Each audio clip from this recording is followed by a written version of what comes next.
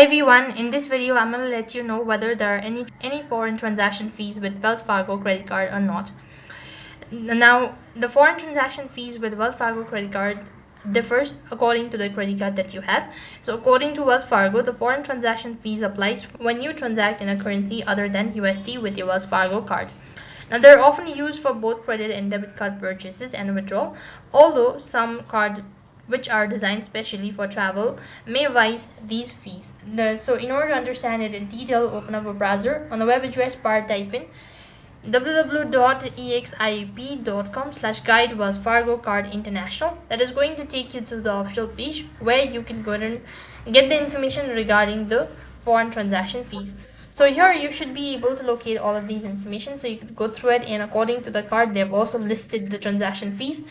So that is what it actually takes as a foreign transaction fees on Wells Fargo. That is all for this video. I hope the video was helpful. Make sure to like, share and subscribe to our channel.